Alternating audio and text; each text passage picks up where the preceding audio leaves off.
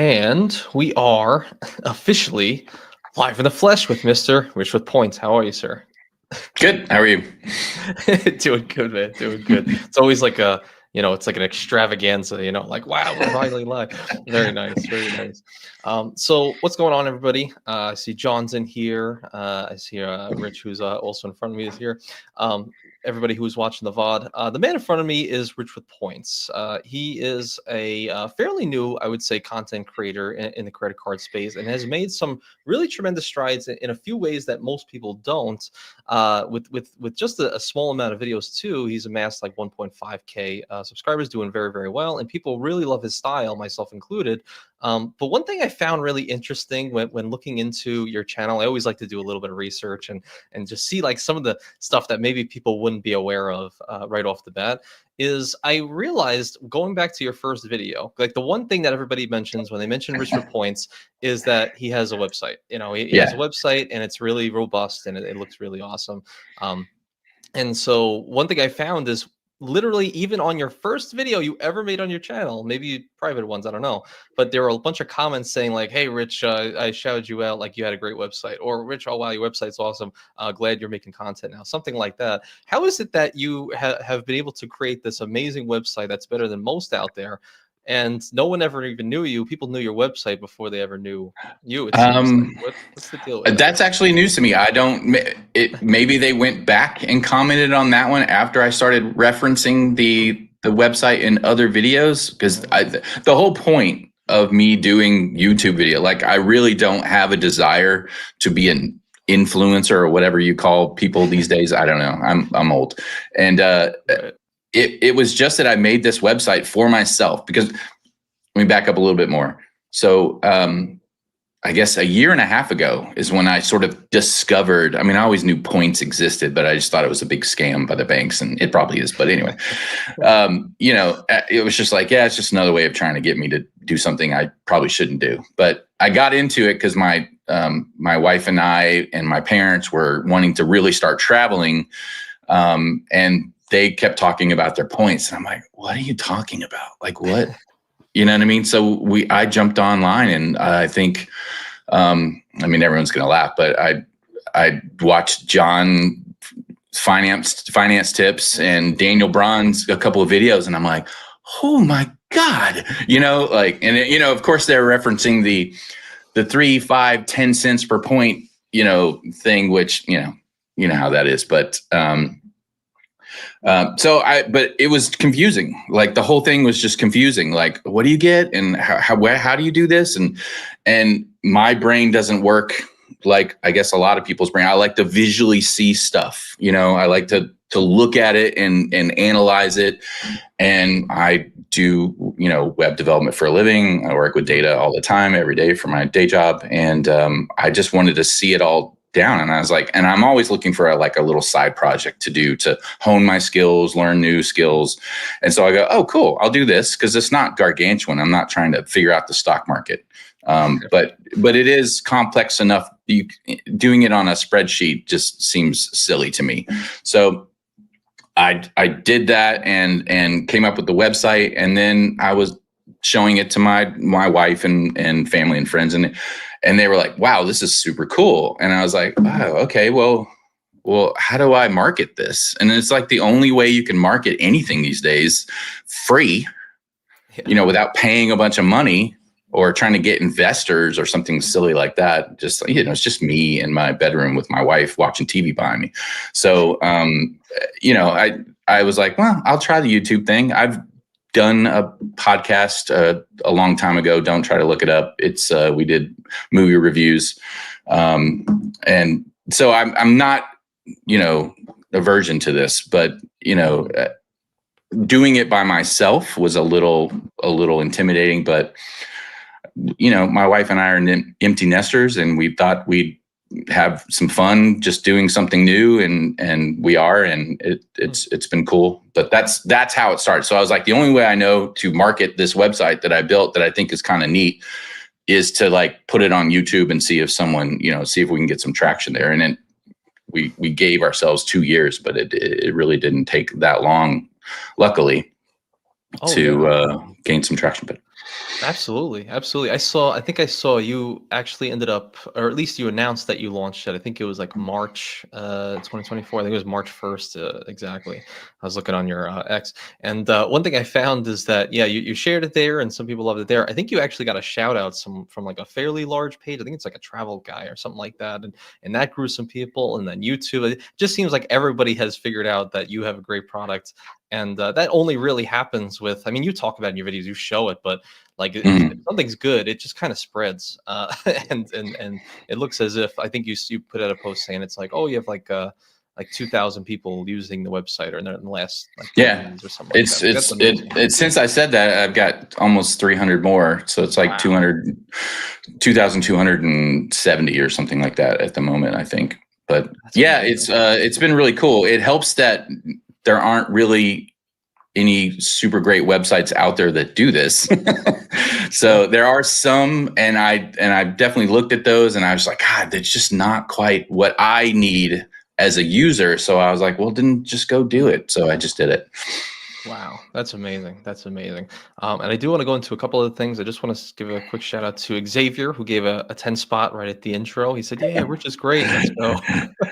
Yeah, he was there from the beginning. I'd say he caught me at the very beginning. I think he heard Dugras mention Mhm. me, and he came over and said hi. Yeah, he's been good. He's Xavier's always good amazing. comments. Yeah, he's the what did we call you? The savior of New Orleans? I think we called Xavier the savior. So thank you, Xavier, for being here. John R, who we were mentioning earlier. Appreciate John. John will be live at 3 Eastern Standard Time, so a couple hours from now. And if He was everybody who in stays the on is going to go over to his. Hmm? he was in the very first Dugras episode that I watched. Him and John R were talking. Oh wow, not bad. And then Mike Newland, always coming in hot for us. Appreciate you, Mike. Good afternoon, everyone. Let's go. That's awesome. Oh man, thank you guys for that. Actually, there is a really important question. So thank you, Mike, John, and Xavier again. But there is actually a really important question that I also, before going into some of your story and some of the other crazy things that you've done, a really important question, which I actually had for you before, but it was brought up here by Rodrigo. How many hats does Rich own? I think was an important question. Yeah. It's so funny. Nobody mentions that in the comments. I've been waiting for this, but no one asks about this in my comments. So it's pretty funny.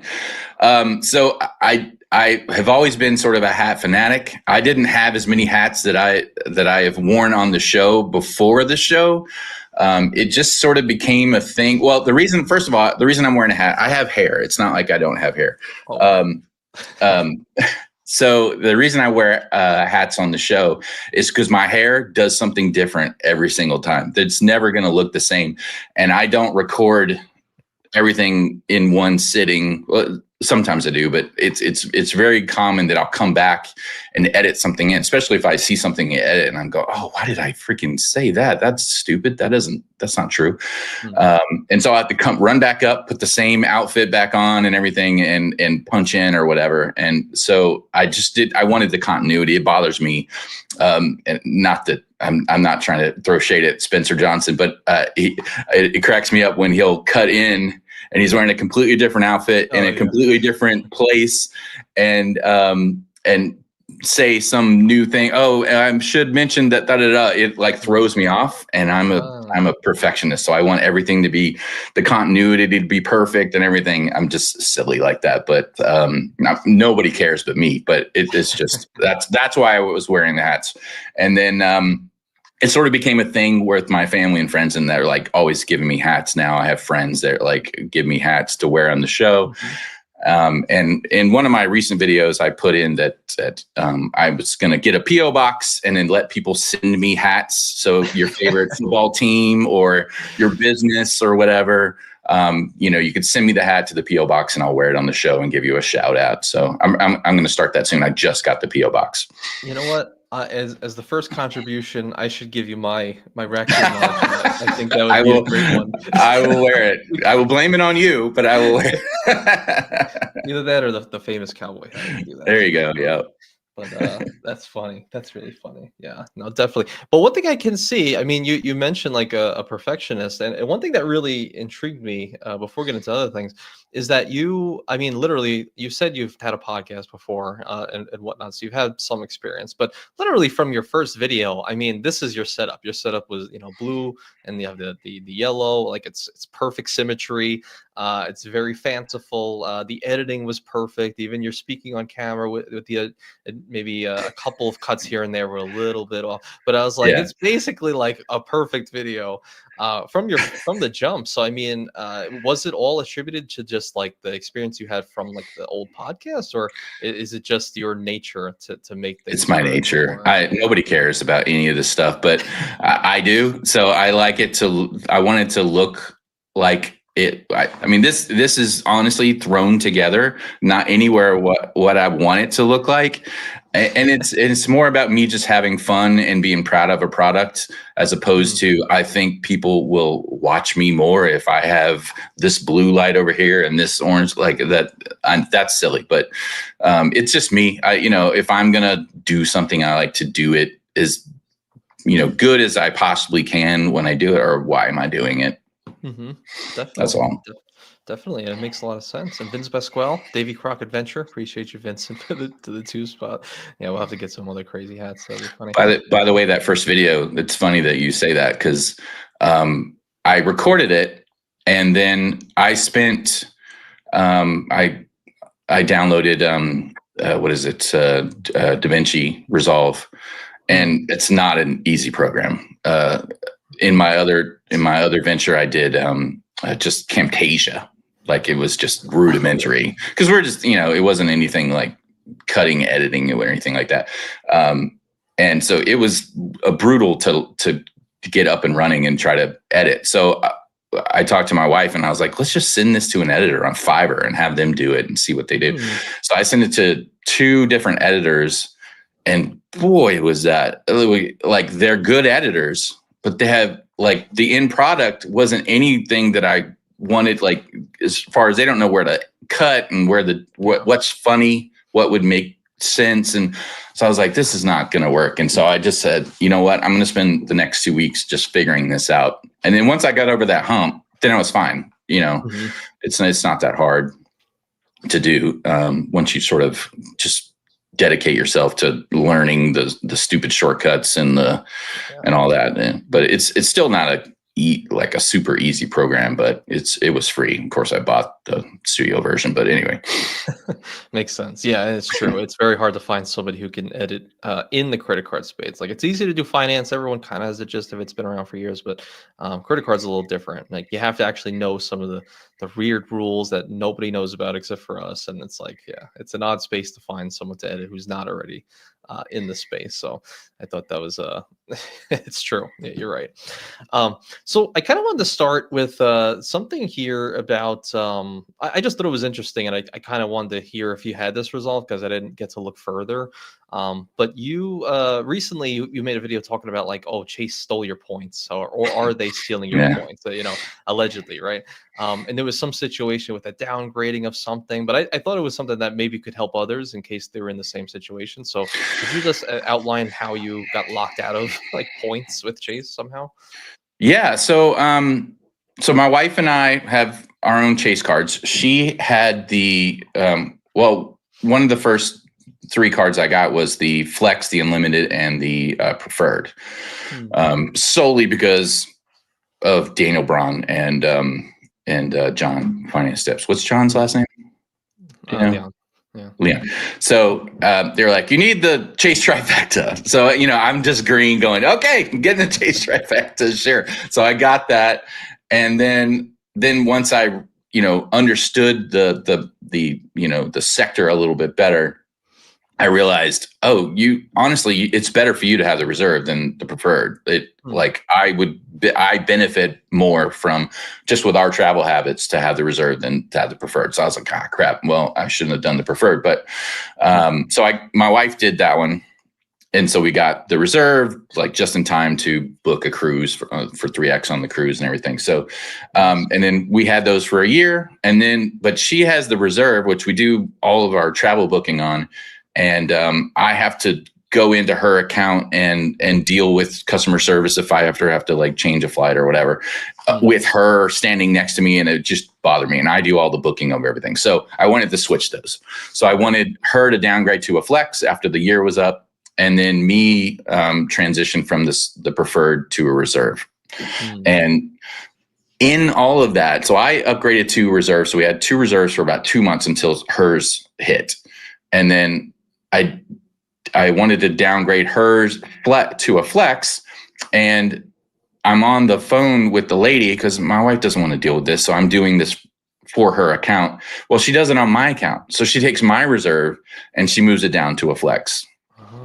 I had already moved all of our points because we were always putting the points for the 1.5 on the travel portal on her card. So I had just moved everything over, all the points over to my account on my reserve, and they downgraded it to a flex. And I'm like, oh no, you did that's not what I wanted. And so she fixed that a couple days later and got it back to the reserve, which was honestly not we weren't sure that was going to be able to happen. And within all of those switching around, half the points disappeared from my account. Really? It was like, yeah. So I would say, if you first of all, don't be dumb like me and try to manage 2 accounts on the phone, thinking you're in anyway. Be very clear on the phone on which card you're, because I think I read my card on accident, even though I was constantly saying my wife's account. When I picked up the card, all the cards have my name on them, whether it's her account or my account. So I don't really know which one is anyway.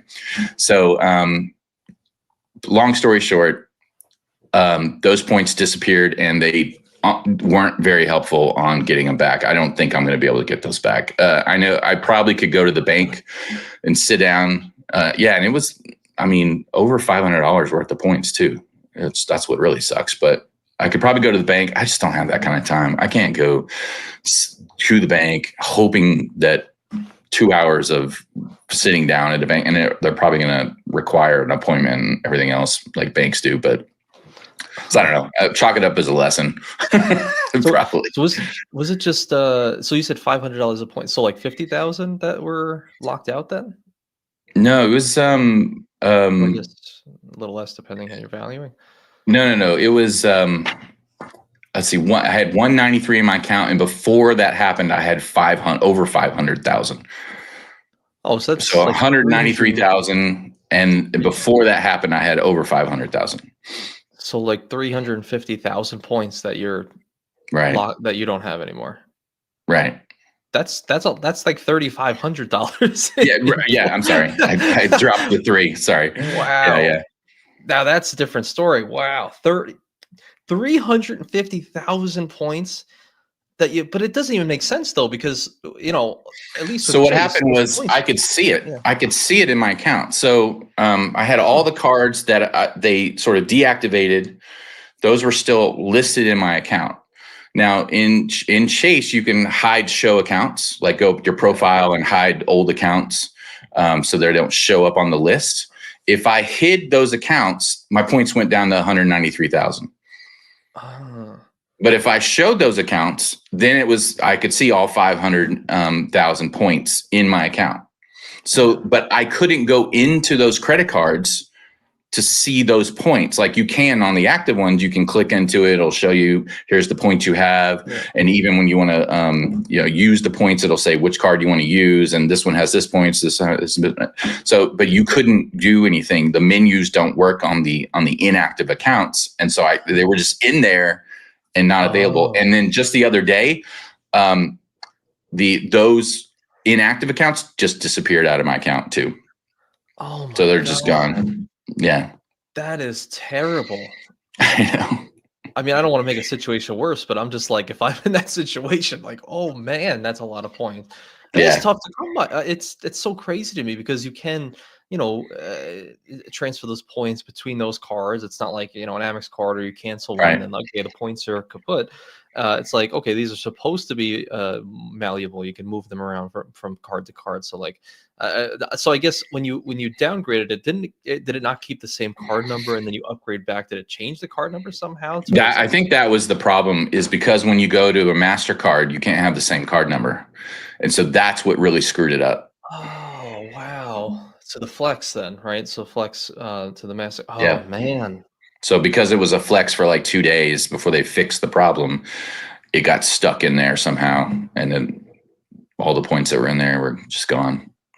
Oh man, we're gonna have to blow this up. I'm gonna send this to corporate. I'm gonna send this to corporate to get this I'll give you a handled. finder's fee. Yeah, right.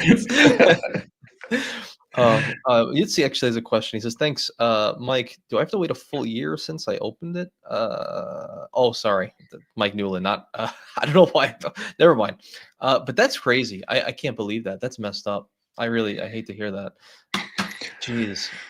And especially yourself. So it kind of translates to what I wanted to ask you after is, you've talked about, I've seen in some of your videos, like the platinum card. It's like a great travel card that most people shouldn't have, I think was the title. But in that, you mentioned how some people like talk, maybe some good things about how the platinum gives you, 5x directly with the airline, something like that. And you were like, it's valuable to some, but maybe not to me because I tend to use a lot of my points via portals, and you never really had any issues. And I feel like people are starting to come closer a little bit with the simplistic portal mentality. I know a lot of people still transfer out and all that, but I'm I don't starting to see a see problem more. with the portals.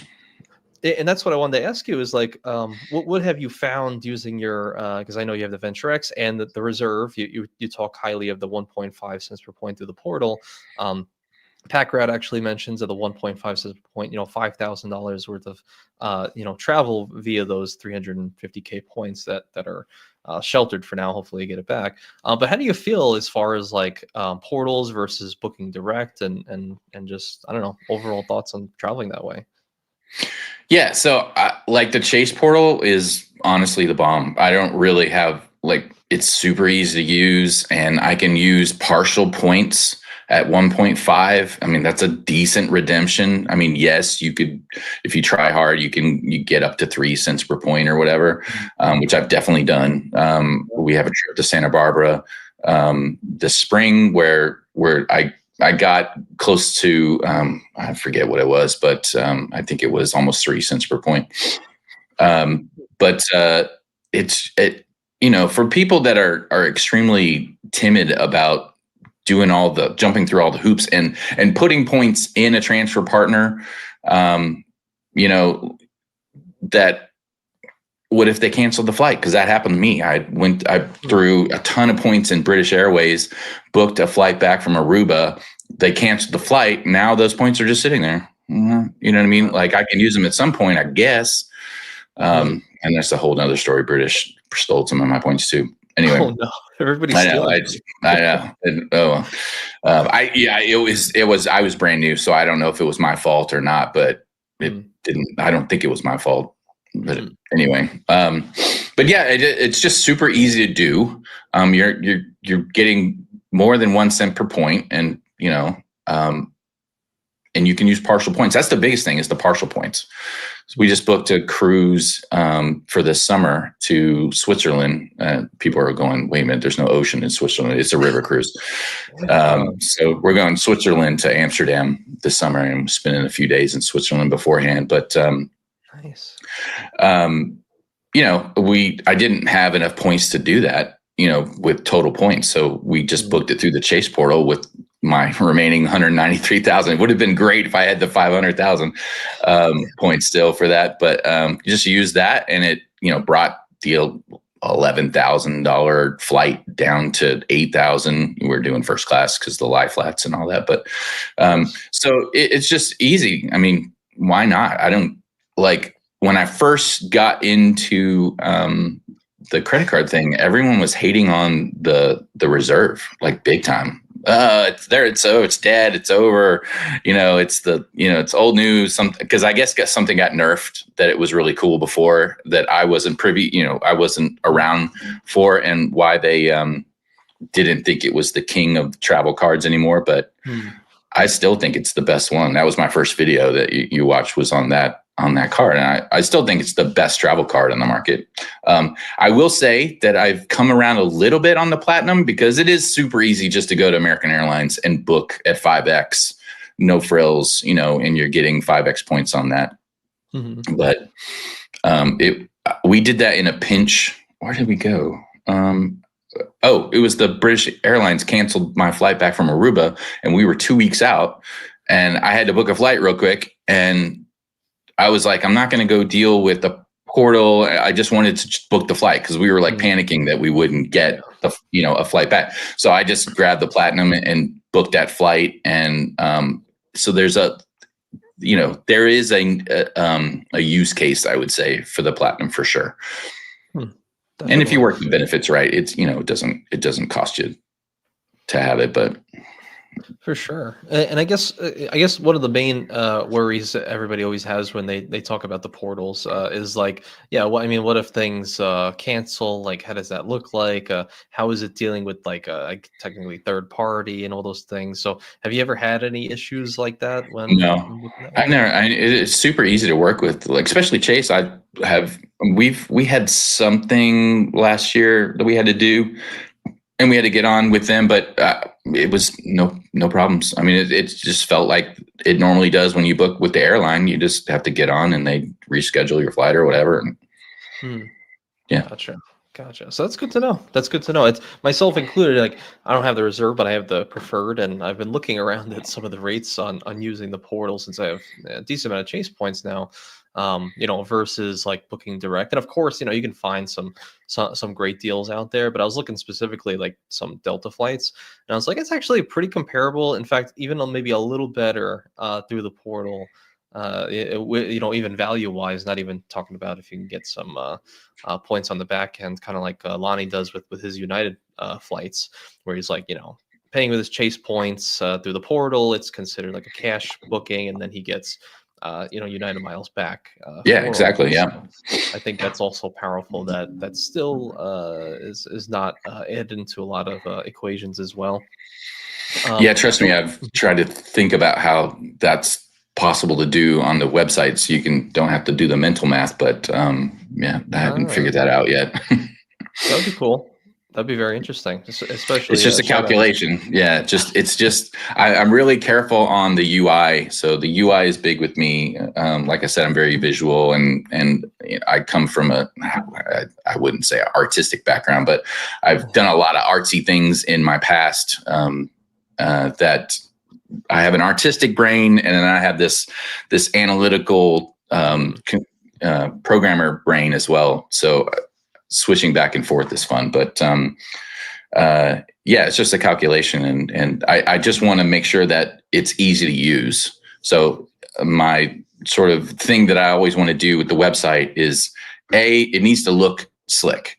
So I want it to look slick, because I think if you can have all the functionality that in the world, but if it's not sexy a little bit, then people aren't really drawn to it. So I want it to be a little bit sexy, and I will even sacrifice some functionality for sexiness, because I think that people just feel good about it. It evokes a feeling when you're using the website and you're mousing over stuff, and the cards are all moving. Like, yep. I think people are drawn to that.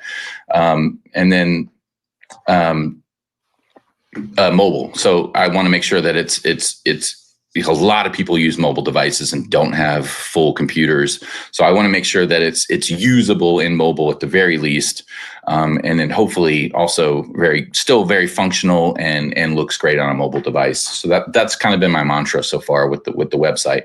And then I could jam pack functionality all day long, but if it's not easy to use and easily understandable when you're using it, then it really doesn't make sense to have it.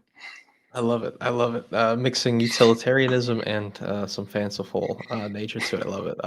Mr. Jordan rules for credit. What's going on? Says this website is insane. Shout out to you. Thank you.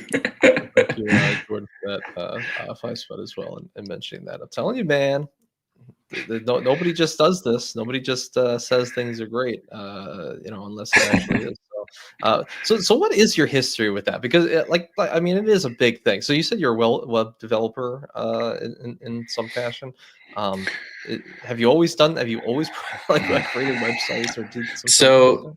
my dad was a little bit into computers when I was younger, so we always had like a little PC around, but I didn't, I wasn't like a computer nerd when I was younger.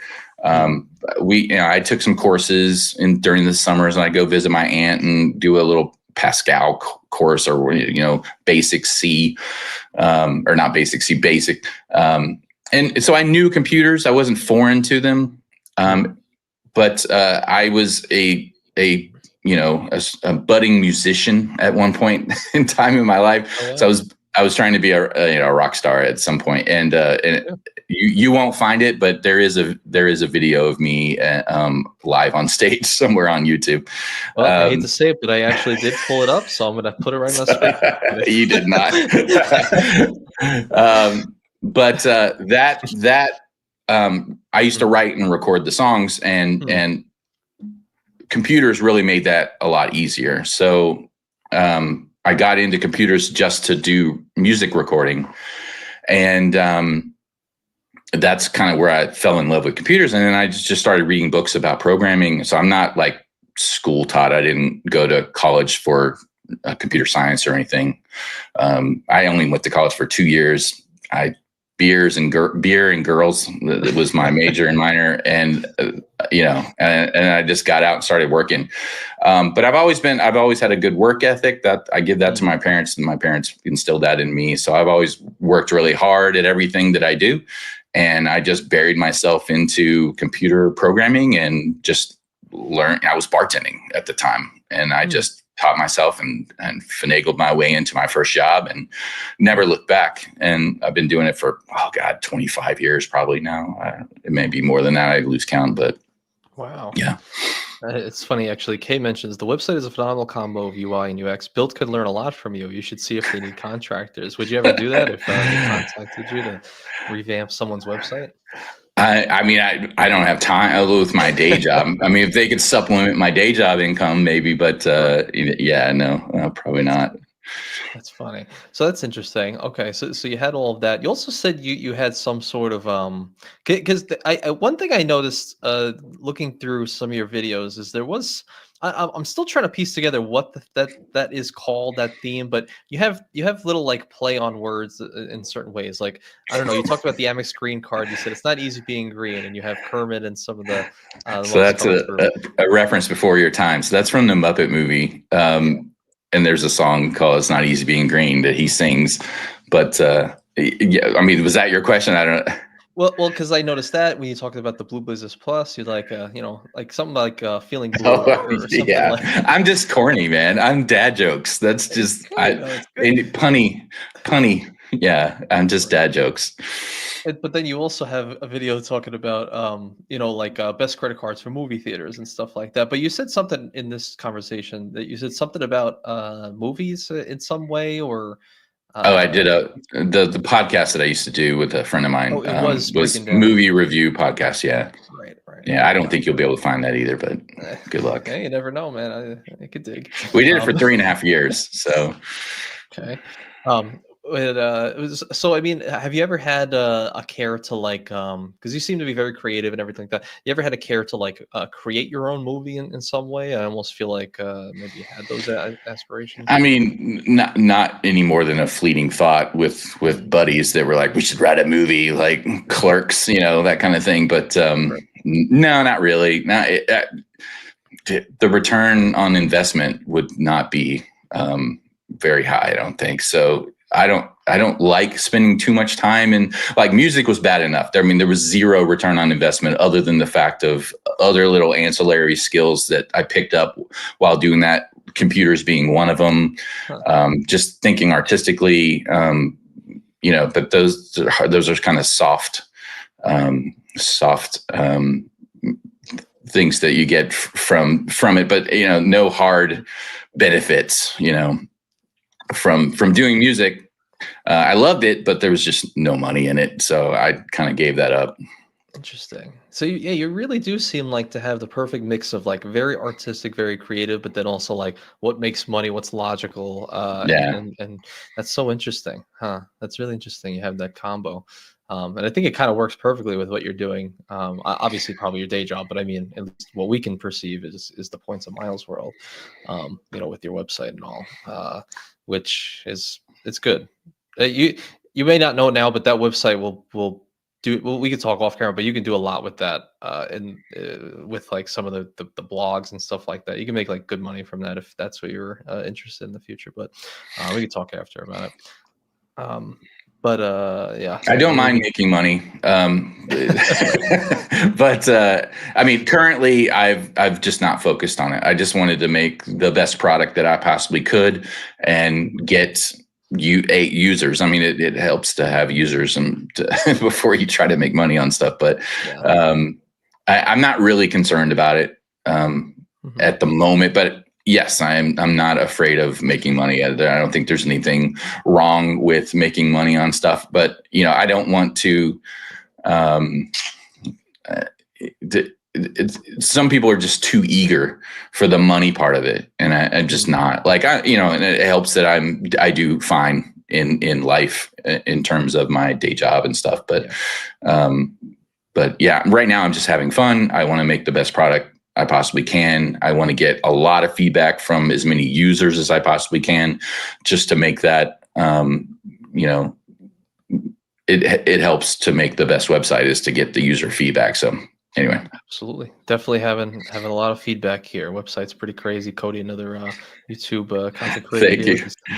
Everybody's gonna be talking about it, man. That's pretty good. So what about some of your so you said you like always knew about points, but there was a time that you thought it was like, oh, maybe it's just a scam, maybe it still is, from the banks and everything like that. Your parents have used them, but when did you like fully first hear about points of miles? And I guess how did your mind shift from like just your parents using them to like you using them and be like, actually you could do something with this? Did you have like a moment like that? Yeah, when I was younger, in my 20s, I got in bad credit card debt. So I had like 20 grand, and this was back when 20 grand probably feels like 100 grand now. So 20 grand when you're not making a whole lot of money was just insurmountable to pay off. So I would just, first of all, I was like, okay, I hate credit cards. I'm never doing this again. And my parents were nice enough to let me move my debt over onto their zero interest for 6 months. And I just would pay it off, and I'd move it over to another credit card until it was all paid off. And I got it paid off pretty quickly. It was after a divorce. So we just had a bunch of debt, and we got divorced, and I was just, I took all the debt and then just paid it off as soon as I possibly could. So then once I was debt free, I was just like, I'm never touching credit cards again. This sucks, and I had one credit card just to, to be safe on the internet kind of thing, because using a debit card on the internet's not a good idea. So I just used it for that. It was the Bank of America customized cash rewards card. And it had points, and I just never even paid attention to it. It would say I had points, and I was like, I don't give it, thanks for your pennies. You know what I mean? So, because I didn't use it enough for the points to, it was $10 at the end of the year kind of thing, because I just wasn't using it very often. I was paying everything with the debit card.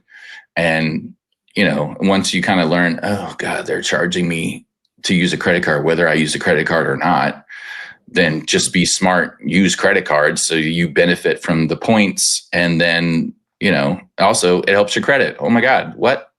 So anyway. Right.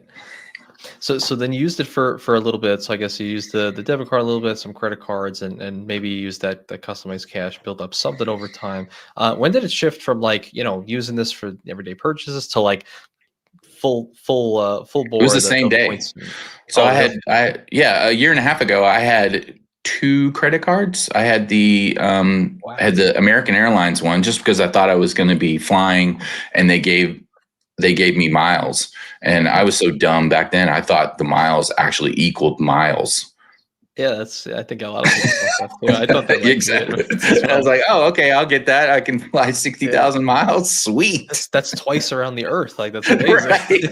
Right. So, and then I just had the customized cat. That was it. That was literally it. And then when I watched those videos about the points and learned about the points, I literally got, I can't remember how many, but it was like 13 cards in several months. Yeah, I mean, because my credit score was great. I made good money. So, I mean, I got the gold, the Venture X, the preferred, the unlimited, the flex, the platinum, and something else like in a string of 3 or 4 months.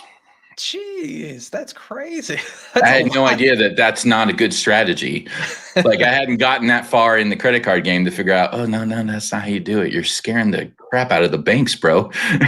And then now I'm persona non grata. Like I can't get a credit card to save my life now. So, Really? Wow. Yeah, I mean, yeah, if this is all the last couple of years, yeah, I guess your 524 oh yeah, I'm as they way say, over. LOL 24 is But I got them all at the same time, so I will drop down to like yeah. 124 all at the same time. That is crazy. And it's such a, it's like, in one way you might think, I don't know. It's funny because your situation reminds me when I was speaking for the first time to Joe Barreto. You guys know and love him. Similar situation. Like didn't really, use credit cards. He had his Amex Gold, I think in '89. His Amex Gold like that many years ago, but he didn't really use it to the way that he talks about using it now. But the last 3 years, in 1 year he gained like 2.2 million points, I think, in 10 months. And he got like 13 credit cards, something like that. So I think that's like a real thing where you have this like really long base where you're like, credit score is good, you pay things on time for your whole life, the mortgage is fine, you got a good paying job. And it's like you could just explode if you find out about this and go hard with it. Yeah. Wow, and that's a lot of. I mean, you obviously researched it all. You're somebody who researched it really heavy. Did you immediately think by applying for all these cards, like the annual fees were fine? Because that seems like it seems like over $1,500 in annual fees in like just 3 months time. Yeah, but I Consider. mean, the first year, the annual fees are never a problem, right? Yeah. I mean, if you use the points, then you're always covered. It's that second year, like the biggest decision that I had to make was, am I going to stick with the platinum? Basically, I went ahead and did it, but I think I only did it because of the channel, just because I wanted to make sure that I could speak, or at least try to speak from experience as much as possible. On the show and stuff. I mean, I was already green enough as it was, only being like basically 6 months into doing it, and then a year and a half or a year at the time of having the credit card experience. So I just went, just keeping it, and it's a business expense at that point. Right. And how did you feel going like to like a million different ecosystems, I guess, in those? Did you have trouble managing it, or you were like, okay, now I have Amex, now I have Chase, now I have Capital One? Did you care about that, or?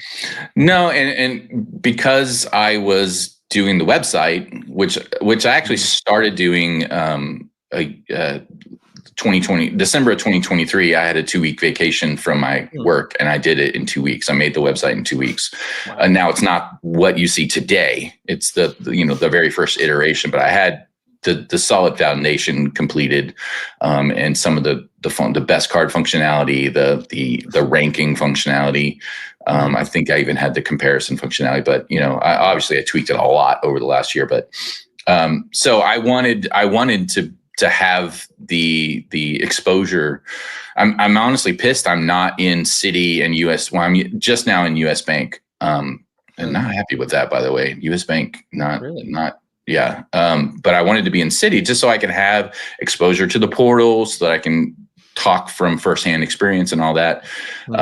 So I hate that I don't have a Citi card, but yeah, no, I saw it as a benefit actually to be in so many. Huh. Definitely. What is I always like to get some of the tea. What's going on with US Bank? What's I know you did a whole breakdown on your channel, like 4 different US Bank full reviews, but why is there an issue with like customer service or something, you think? No, it was,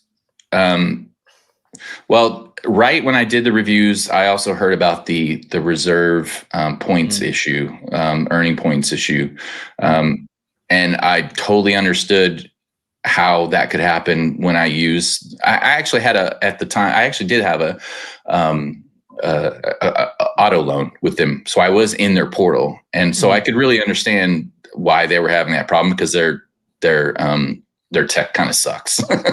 Honestly, their website's not great, Oh and no. it's not the worst, but it's not great. And then yeah, I just got, my wife got the what is it, the Cash Plus card, so Mm, it has, the earnings on the categories of your choice, and we picked utilities, and it's not coding. Like we have mm. all of our utilities on there, and we have utilities selected in their portal. I double triple check this, and it's not coding. Now you have to wait till the end of the month, I think, before you get those back, but it's been Mm. several months and I'm still not seeing it code. So I'm kind of pissed about that as well. So US Jeez. Bank is sort of dead to me. I see. I see. Yeah, that's funny. It seems like a lot of breakage the last, yeah, honestly, last 6 months. You keep hearing, yeah, the points issue with the reserve, and the reserves being discontinued. Then the Smartly comes out. You know, I've uh, worked with many companies where I honestly cannot believe they're in business, they're tech, and they're people. It's usually the people that are so bad. And hmm, it's just like, oh my God, how are you guys in business? This is terrible. Like, I have been the tech. So I don't want to get too much in my day job, but I work with customers a lot. And a lot of times when they don't have a good tech profile, they'll have me just go in and do it for them inside their company's infrastructure and stuff. oh wow. Like, there's been companies where I had remote access to their production data and servers. Like, I could have done anything I wanted to, like change, get information. Like, Yeah. it's pretty crazy how some companies are not careful about that kind of stuff. Yeah. And then just don't have good people and are doing bad practice. Hmm. Yeah, it's just pretty. So I saw that going on with U.S. Bank, and I go, that I just don't think their tech department is very good, Hmm. because they shouldn't be having all these problems. Interesting. Yeah, I remember. I think I don't know. They might. It seems to be a little better now, but I remember Spaeth in the Discord was mentioning him moving like 100K in assets over to the US Bank brokerage account, so he can get 4% on the Smartly. And he remembered like there was like no tracker, there was no info. Where was the money? Who knows? Maybe it'll come there eventually. And then eventually, I think he reversed it and something like that. And someone else noted that it was like no problem and it worked in like a couple days, but again, there was no tracker. That's There the was no, thing. That's what I'm saying about yeah. on my website. Like, the UI and the Yeah. experience has to be good, or you just don't Mhm. trust them, and you're just like, yeah. So you really have to focus on that part of tech as well. It's not just, well, the data, the points are there, you just can't see them. Well, that doesn't, like, come on, guys. Yeah. So anyway, That's funny. QC Man says the US Bank app does have that 1990s feel, but I haven't had any issues with them, I guess. Jonah says, Rich, I work in cybersecurity. My first IT job was at a bank on help desk. If you knew what software banks run on, you would never keep your money with them. Scary stuff. right. Wow. Yeah. Um, Trust me. other I other know. people mentioned data breaching and stuff like that. So here's a question I never asked anybody. What a major or any credit card company's website is the worst, do you think? Is it US Bank, or you think there's other UIs from Bank of websites? America hasn't changed their damn website in 20 years, I don't think. I mean, it's been the same exact UI, square buttons. I mean, like, all of it's just been exactly the same. Now, I will say, I never really had a problem with their, because, once you sort of get used to it, doing the same actions over and over, Mm, it's probably fine. Like, I don't feel like Bank of America has a bad tech problem. They're just slow to change. And it's like, this is working. We're not going to change it. I get that. There's been minor increments in the UI, but essentially like the bill pay has been exactly the same since I was with them 20 years ago for sure. But wow. Yeah, I think the Amex had a refresh recently. I love the Amex UI. It is so good. A lot of people say the Chase. Chase is okay, but I really like working in the Amex UI. It's really nice. Like it just feels modern and cool and slick.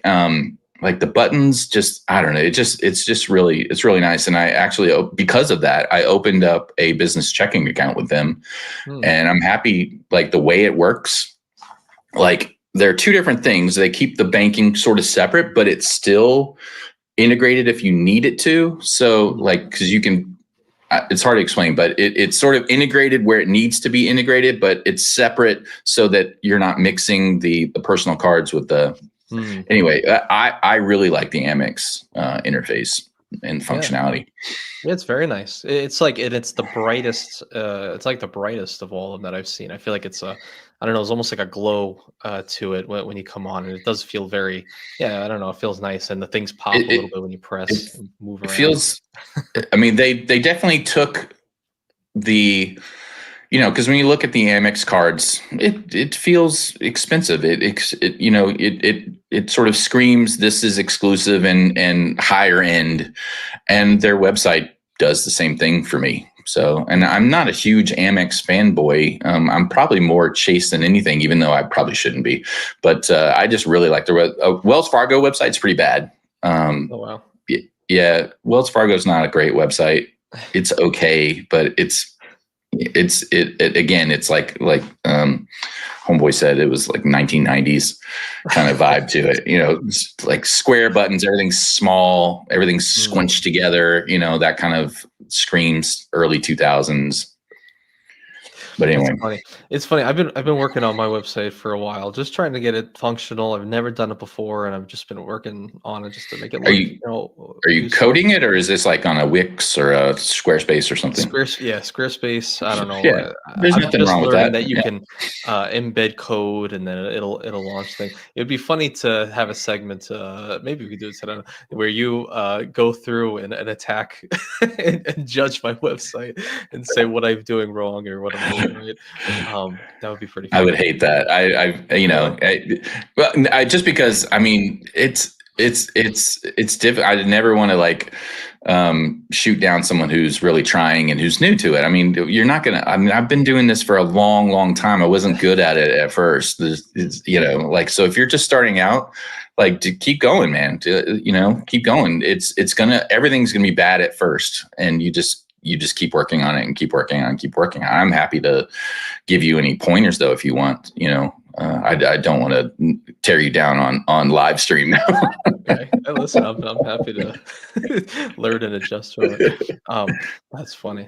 But it is tough. It's like trying to like figure out where to put things and how to make things look attractive and a certain color scheme. Like I don't even know. I think it's in that kind of a thing. It's like you either have it or you don't. Like there's a lot of people that are really good programmers that couldn't put two buttons on a screen and line them up. It's just makes sense. You either have the eye where things like everything bothers me, like when I look at stuff and like things aren't lined up or the colors are clashing a little bit.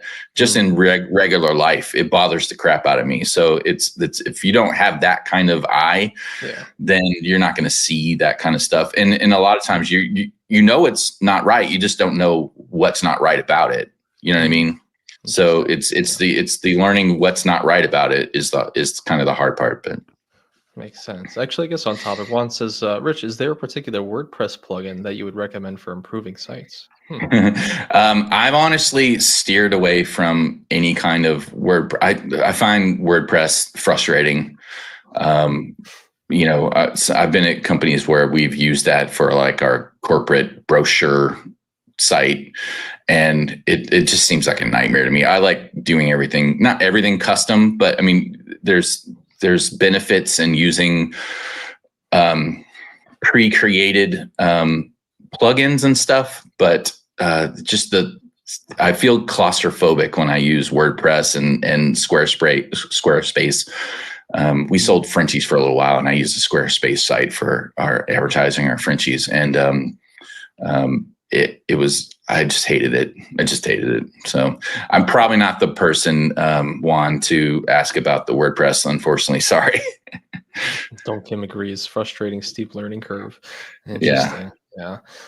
That's it's at least what you're mentioning on Squarespace is interesting. Yeah, it's sometimes it doesn't feel like it's some of the things that's on there make sense at first. I'm like, what? I don't know. Some things don't work correctly.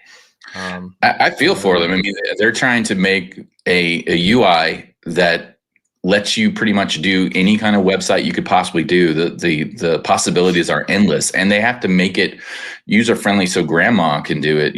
And that's a tough thing. It's tough. So for what they do, I mean, they should be applauded for bringing website accessibility to the normal person is awesome. What I hate is when companies that could just have developers make a website that fits exactly what their needs are. I hate when they try to use, WordPress and then they want us to come in there and code in WordPress. Like, stop it. let's just make a website. It's not that hard for someone that knows what they're doing. It's not that hard to make a website. We don't need to use freaking Squarespace for this. So anyway, but it's great for someone like you, like my wife, if she wants to put something together, you can use Squarespace for that. It's awesome. But trying to bridge that gap between let's do all these crazy little things and forms and functionality in this Squarespace site, it's insane to me. I would never do it. I'm actually wondering, maybe I can do something like this. Let me see how that would work. Yeah, I mean, that looks nice. It's too bad I can't actually go into it, but I just wanted to show, like, I don't know, a little bit of the difference. I thought it would be kind of funny. Sure. If you just to show kind of what you're describing here, because I thought it was interesting. So like, here's my website. So he's probably already throwing up in his mouth right now, but essentially, like, I have a home page. I have some things here and about and whatnot, but I just really wanted to be functional. So I'm like, all right, here's some cards. Cool. But then you go on Rich's website and it's like, whoa, things are moving, things are bouncing in. And it's probably overkill, but I figured I'd make a little splash on the homepage. It's nice stuff. And this is just the homepage, folks. For those who are unfamiliar, you have to sign in and everything. I don't want to hit it because it'll autofill some info, but once you go into it, it's a whole nice thing that a lot of people are mentioning. So I mean, look at that. That's crazy. You can already see some of that. And then you go to this, like, static, a little blurry, but yeah, it's that's very funny. Okay, so that's really interesting. And I guess, Juan, just because you're curious, what do you use to build your site again, Rich?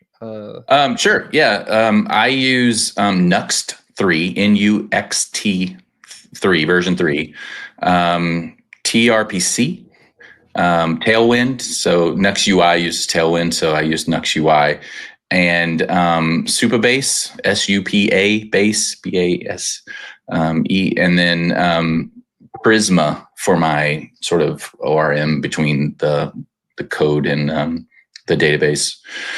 Supabase is basically just PostgreSQL wrapper around AWS's Postgres, but it just makes everything super simple. And then Netlify I use for deployment and hosting of the website.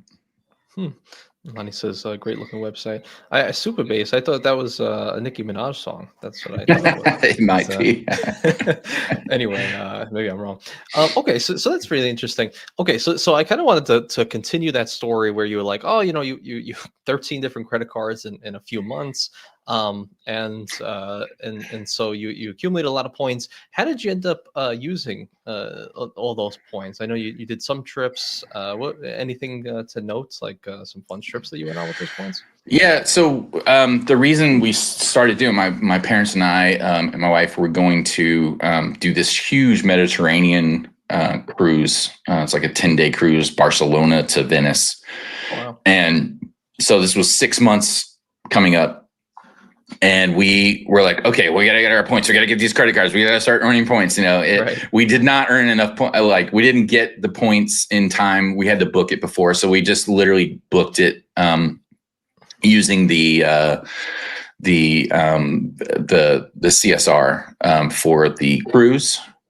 And then what did I use for the flights? I think, I don't remember. We might've used the platinum for the flights.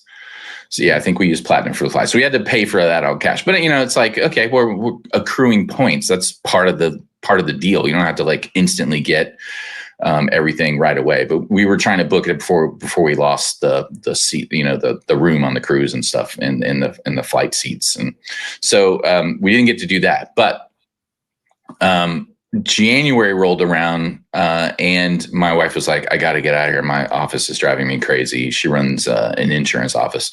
She was like, I can't wait to the Mediterranean cruise this spring. We got to go somewhere. So we went to the Keys and we fully 100% free week vacation. We stayed at Hilton, used Hilton points for that. I think I transferred Amex over to Hilton. So we stayed a week for free in Florida Keys, and the flights were free. And then there was another vacation. Yeah, it was the Aruba vacation. We booked all those for free. And then, of course, BA canceled the flight, but we had those flights were completely free. We were staying at a friend's house, so that was free as well. They own a house in Aruba, so we stayed there for free. So that vacation was free as well. And so, I'm not thinking of another one that we did that we paid for the flights, but yeah, we just been, using the points, earn and burn, that sort of, right. But not too. I don't earn and burn immediately. I'm not really sure how I fall on that whole earn and burn thing that Luke always suggests, but I think a year and a half is fine, probably, to keep them around. Like, will they be devalued a little? Maybe, but I don't know. I don't really look at it as cash anyway. I just kind of look at it as a perk. I'm having fun doing this. We're earning points. It's fun. We're empty nesters, so we're just looking for something to do. So, and we've gotten free vacations out of it, so it's fine. Absolutely. Yeah. I think there's some merit to it. There's a lot of folks who even want to just hold their points, for one grand vacation in some way. So I think that's fair too. It's like, maybe don't rush out and use them if you don't have the points needed for a specific trip and something like that. QC Man with the 2-spot. Appreciate you, sir. He says, earn and simmer. Yeah, there you go. There you go. You could say that in the videos. Yeah. Earn and simmer. I like it. Thank you. And everyone else who super chatted so far, and everybody who's here.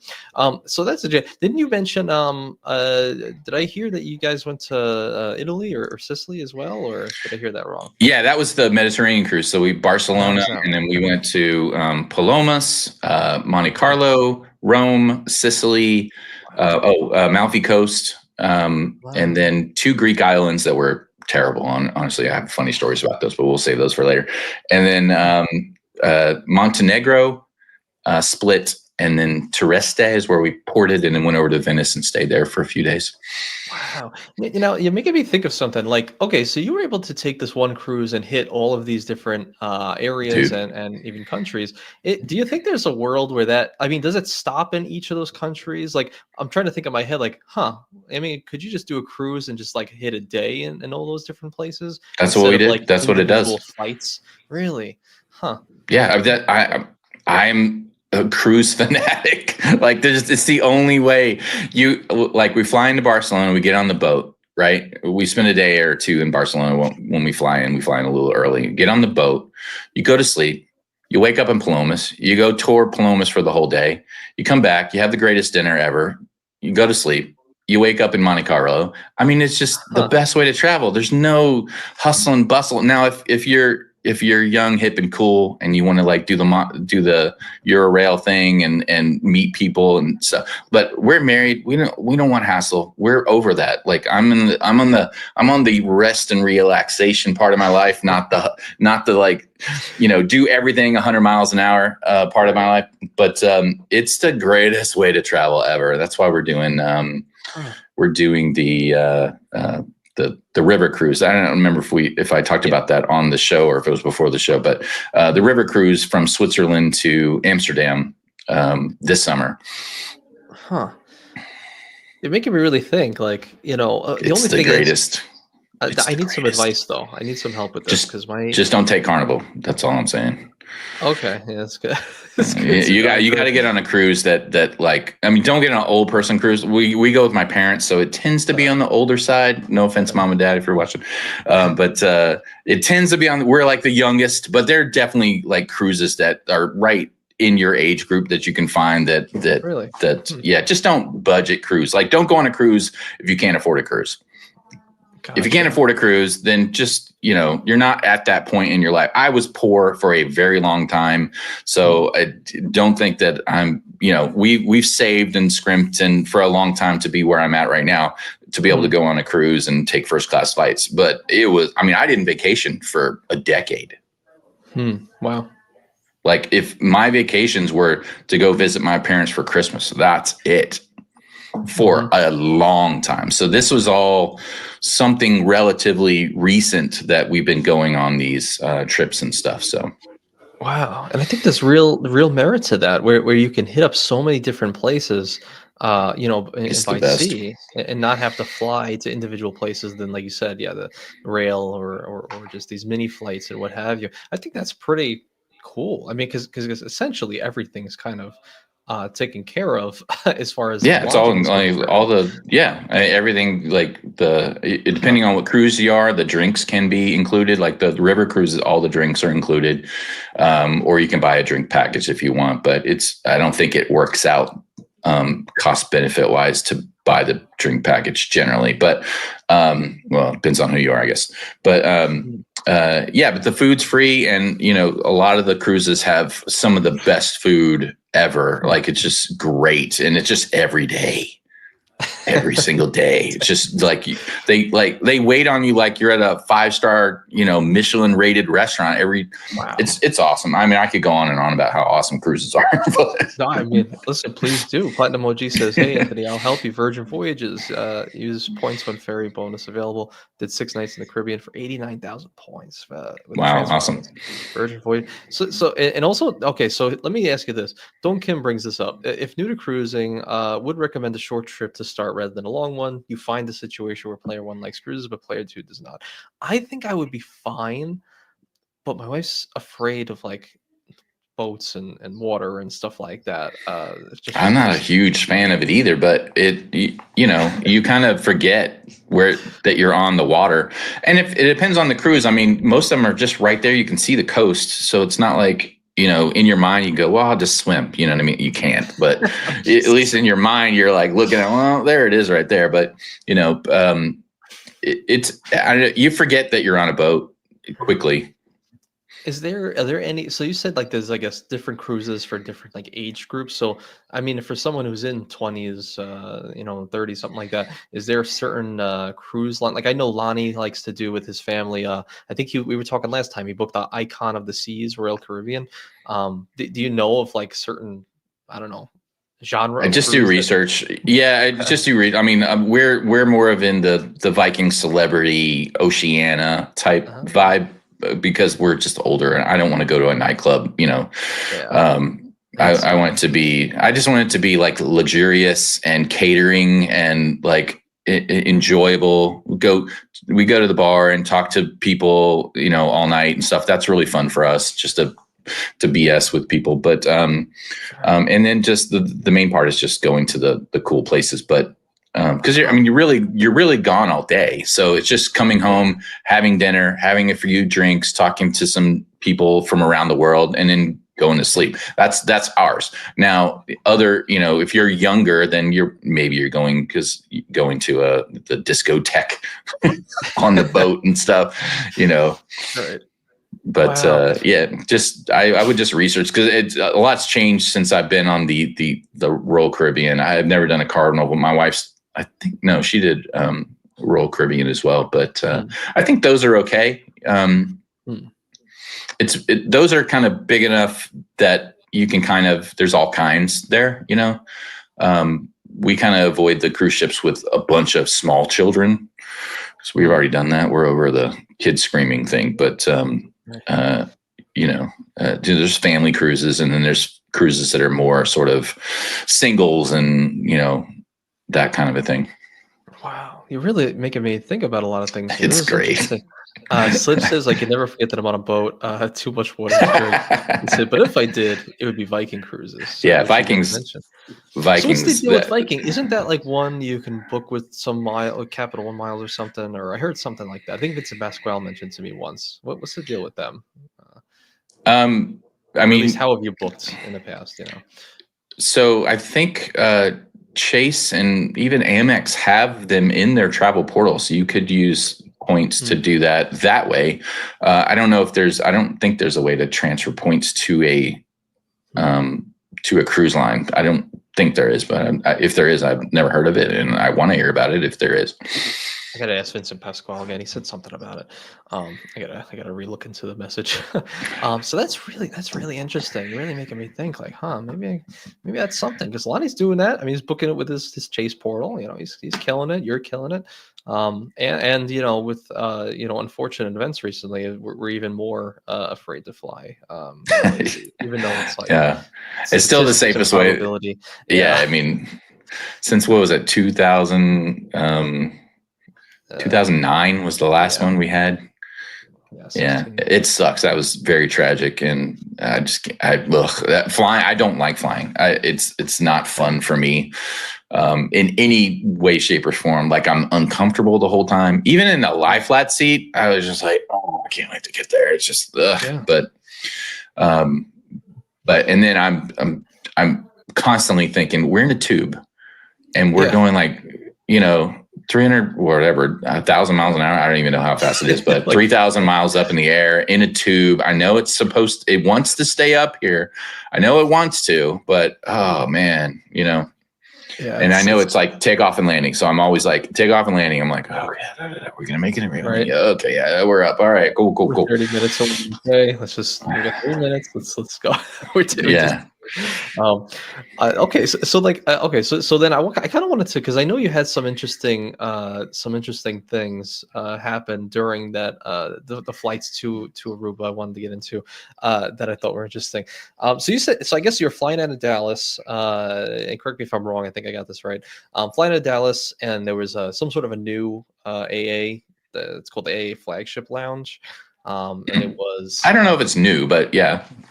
And it was like it was supposed to open, but given the holiday, it wasn't, and you kind of sneaked in. Yeah, I think that was just the regular. It wasn't the flagship. I think it was. I think I put flagship photo on there because that's the one we usually go to. But I couldn't find a regular photo of just the normal lounge. Anyway, it was just the one that was near our thing. But yeah, so we were sitting there. It literally says on there was no sign saying it wasn't going to open, but it was Thanksgiving Day. We were flying to Aruba. And so we're sitting there waiting for it to open. And then right at the time it's supposed to open, the door opened. So I didn't see who opened it, but it was only half opened, but all the people that were standing there were gone. So we were like, oh, it's open. We go in. So we go in, there's nobody, manning the little booth where you check in and show them your ticket and all that stuff. And we had first class tickets. So we shouldn't have had a problem getting. So we just like, oh, well. And we just went in, started grabbing food. All the food was there. And all the food was there. And then like 10 minutes later, this little lady comes out, the little, the person that works there. And she was like, oh, no, you have to go. We don't open for 2 hours because of the holiday.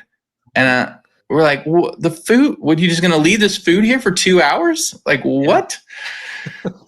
So we just kind of slowly finished what we were eating and made our way out. But I just thought that was super odd, but oh well. Yeah. And they were like, get out. What are you doing in here? You cretins? You're not supposed to be in here. That's so funny. And how are all the because I guess you were recounting I didn't watch all of it, but you were recounting some of your lounge experiences. How does it go? Like so you were flying before you had some of these higher tiered cards that gave you lounge access. Like how is flying different from you in the last couple of years since being able to go into the lounges, you think? How you feel? I mean, it isn't. It is. It makes flying fun. Hmm. Flying has never been fun for me. I hate airports. I'm an introvert. And I don't like being around a lot of people. I'm not like agoraphobic or anything, but I'm just like, ugh, it's just such a, what's weird is I am a people watcher, but I don't like people that much. But, so, going into the lounge, it like we look forward to it. We get there early, like real early, and maximize our lounge time because it's like a just a it's sort of a very comfortable pit stop in a very stressful situation. So you quickly get all through the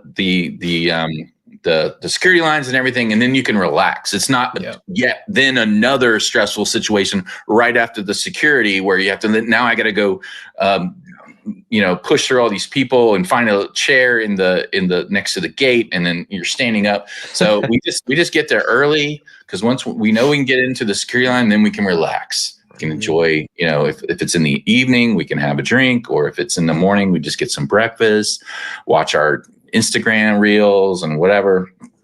We're old, so we watch Instagram reels. That's TikTok for you guys, but Wow. Well, not more anymore, man. Apparently, it's going away. So what are we gonna do? What are we gonna do? We'll see. We'll see. I don't know what I was gonna do that night. It shut down for 12 hours. No, I'm just kidding. That's funny. So yeah, I mean, it's true. And smart thing actually mentioned, lounge is a great place to transition from the craziness of life to the relaxation of a vacation. For sure. It just adds to it's like it sets you up. Okay, we're gonna slow this down. We're gonna just enjoy this. It really does add to it. I never really, I was like, I'm not paying for lounges. That's silly.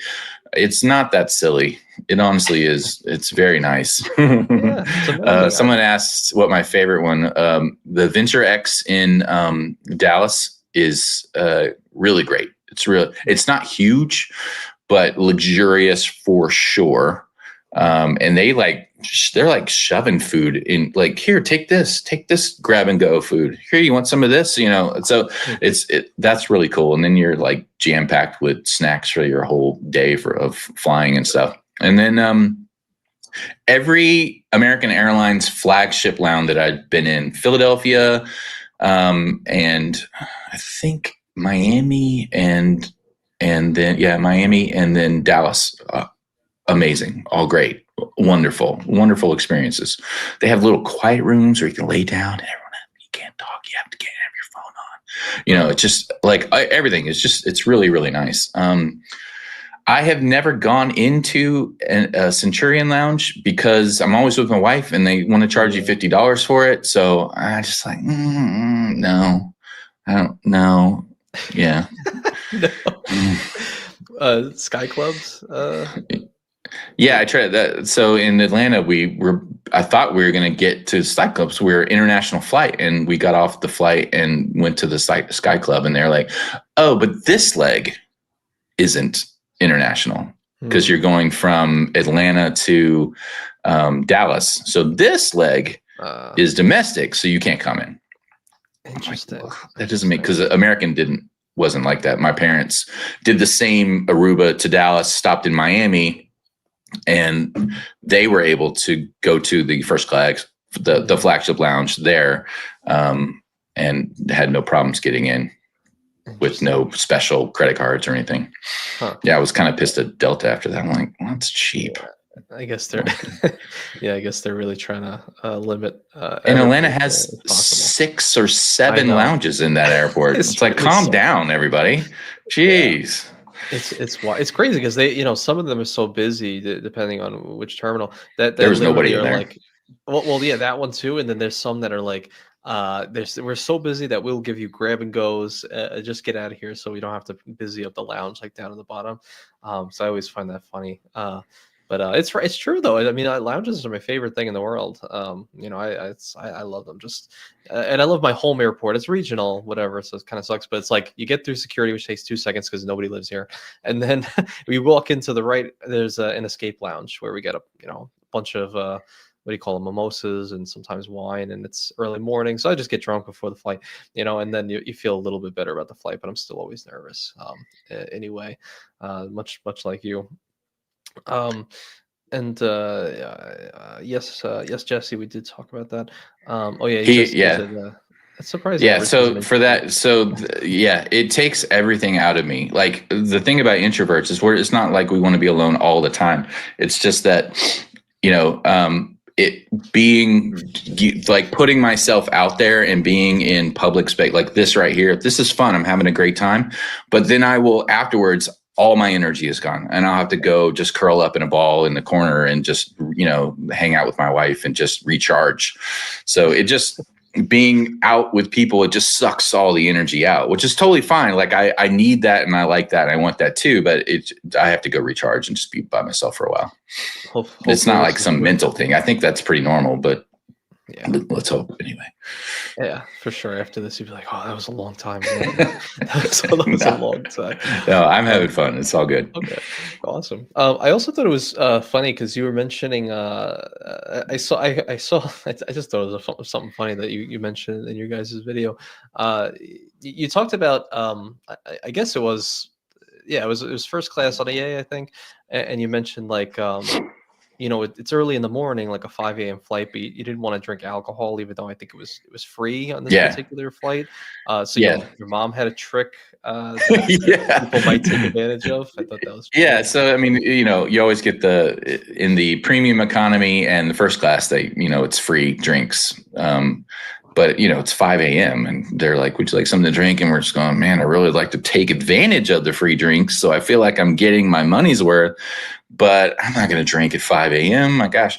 Once upon a time, yes, I would have drank at 5 a.m. But, anyway, so we got off of the plane and my mom was like, "Oh, you just ask him to put it on the side."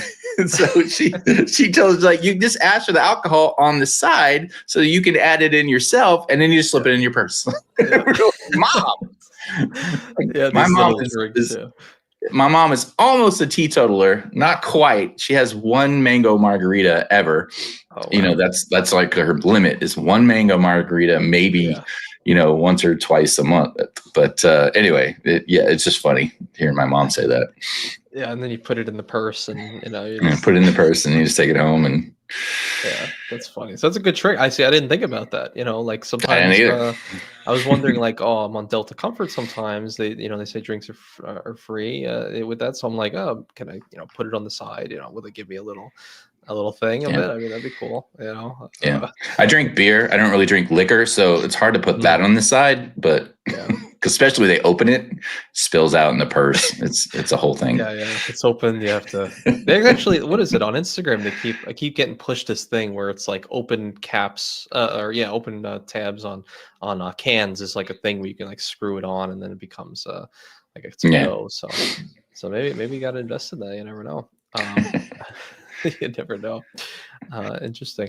Your mom is a wise woman, QC Man says. Right. And I want to ask too, because my when I was growing up, I'm from New York. Everybody who's in New York had a relative that went to Aruba, myself included. And it was like I don't know, it was like the thing to do is like you go to Aruba or Bahamas, but Aruba was like bigger. How is but I don't hear it as much anymore, but how was Aruba? How's going there? We had a great time. So we have friends that own a home there, and then we stayed in their home for free, and it was really nice of them. I mean, it was a great house in a great little neighborhood in the middle of the island. It would be a different experience if we stayed on the beach. Because then you just walk right on the beach, and they have some great beaches. They really, really do. They didn't think the food there was all that great, but every single place we went, the food was spectacular. So I don't know if we just went the right time of year or what, but it was amazing. Like one of the best steaks I've ever had was at Barefoot in Aruba. And top 3 best steaks I've ever had. And I live in Dallas. So that should tell you something. Huh.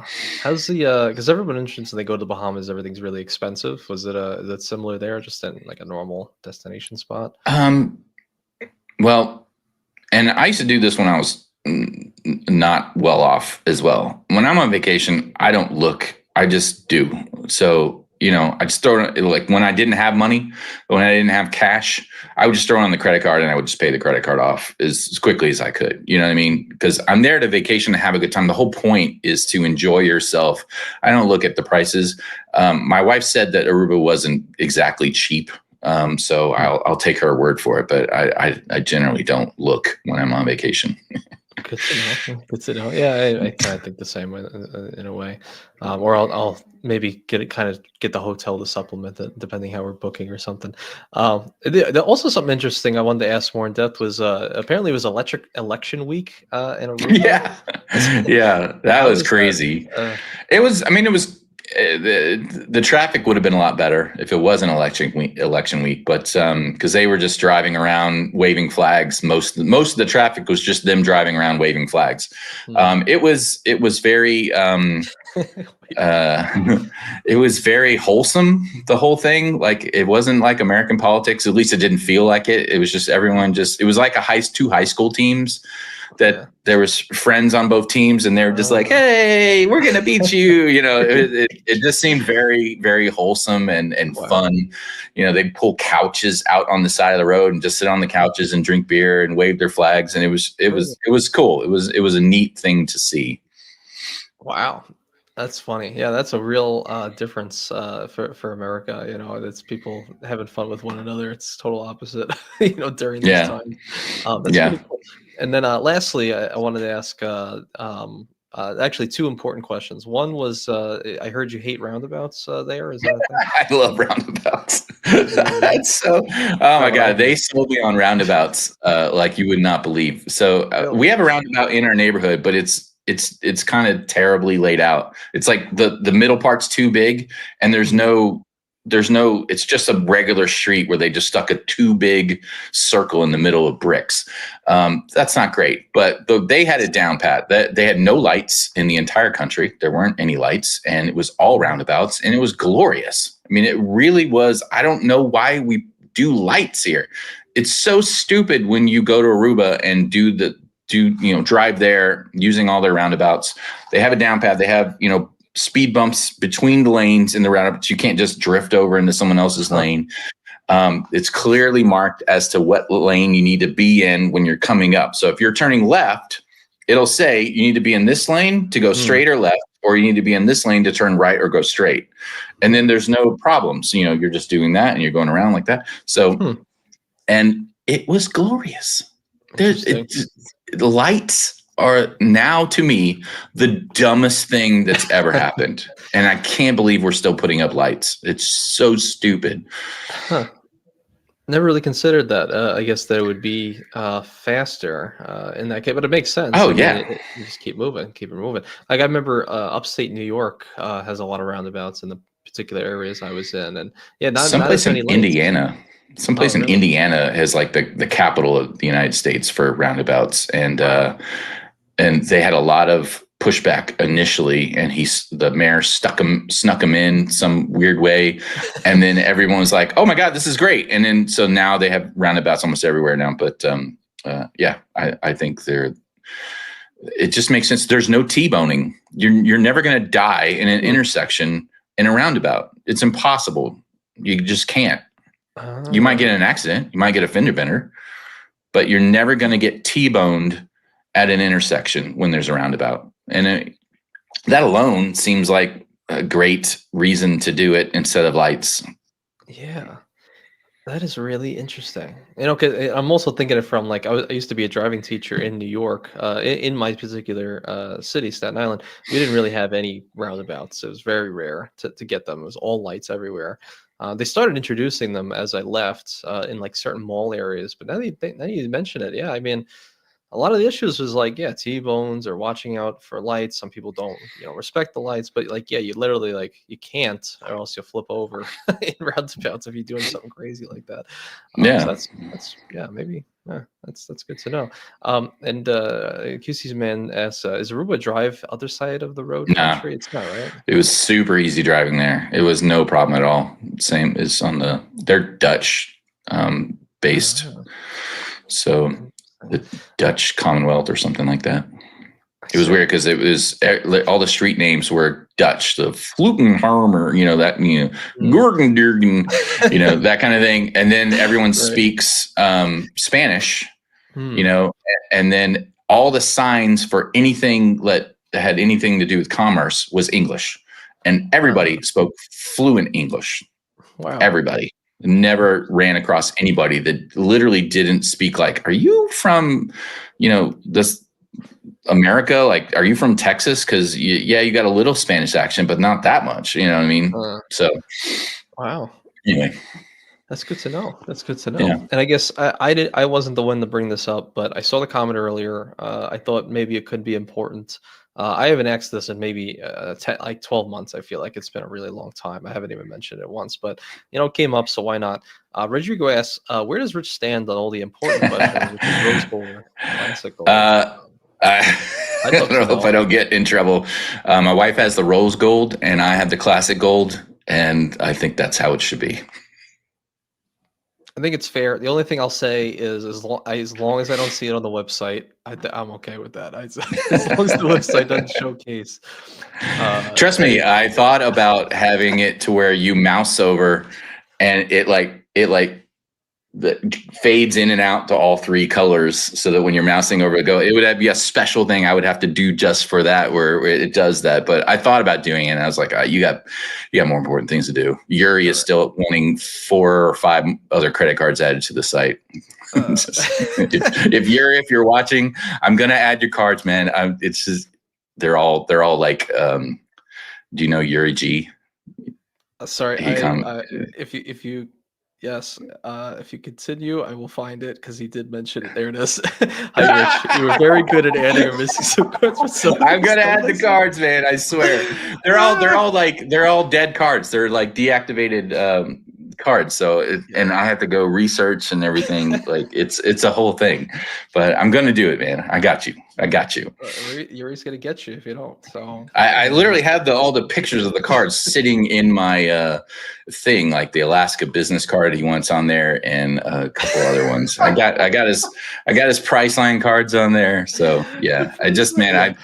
I just added 2 feature. I added 1 feature, so now you can go into the point system section and click on the little edit button. It'll slide out, and you can not only can you edit the points of the values of the points. So like I put the pointsguy.com's evaluations of the points on there, Oh. so that if you're doing transfer partners, you can see what those are really valued at, and you can override those now and make those whatever you want. So if you're Oh. you're historically always getting 3 cents per point on those points Hmm. instead of 1.7 or whatever, then you can put that in there, and then when you're comparing to other cards, then you'll see what you really get for those. And I just added yesterday, you can change your status. So for hotels, you can say, hey, I don't have the Aspire, but I do have Diamond status, but I Hmm. only have the white card. So instead of an additional, 12x, now I'm going to get 20x when I Hmm. compare the hotels to other cards. So it'll override the Oh. card Wow. membership status. So that I just added that yesterday, and then I'm in the middle of adding uh, um, spending profiles. So to do the wallet setup comparisons, you have to go put in your annual spending.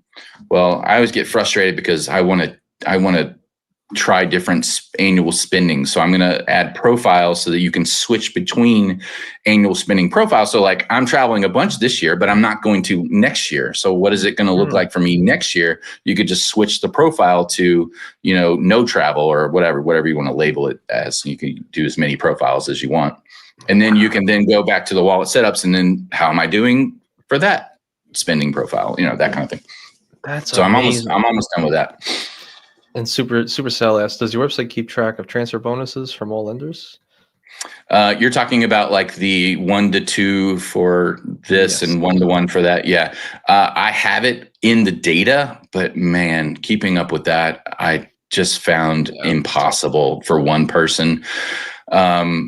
So haven't exposed that data, and I don't know if I will unless I find some way of, getting that data automated in some way, or at least getting it to me in a way that I can just go boop, boop, boop, boop, boop an afternoon and have it all updated every month. So I do that with the valuation. So I just go, every month I have a reminder in my calendar to go to the pointsguys.com website and grab the valuations. And luckily they star if it changed from the month before. So I just go look down for, oh, that one changed. And I go change it in the database real quick. So it's up to date on the website. Gotcha.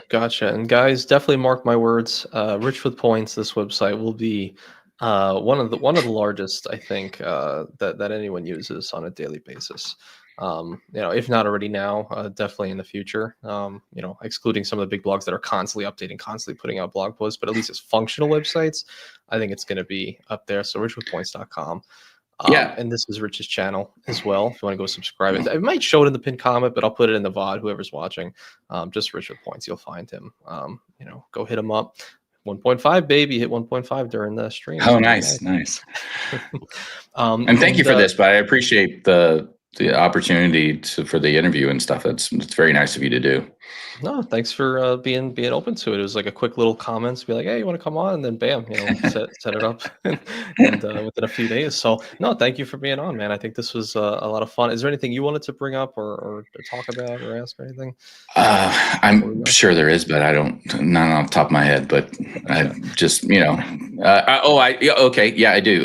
So it's just everybody's been really cool in the comments. Like I haven't gotten any hate, which I just assume it's part of the thing. Like I would get hate on movie reviews on that part. You know what I mean? Like, but nothing, like really nothing here. It's just, this is inaccurate. You need to change this. Awesome. Thank you for bringing that to my attention. I go update it. That kind of stuff I welcome. I want that. Tell me if I've gotten something wrong. I'm definitely not perfect. But other than that, man, everybody's been so cool, which is just really neat to see. Like, you always hear about the YouTube comments and they're just trash and everybody is just, annihilating everybody in the comments, but it's been really cool and positive, and it's really cool to see. So thank you, everybody.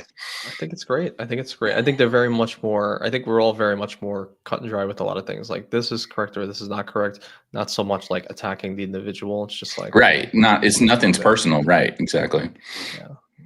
So that's awesome. And so say what you want about Yuri. He definitely can get you to like have the most extensive database imaginable. Yeah. Because he has totally fine with knowledge of every card in the last 20 years. Yeah. It's just very tedious to add the cards.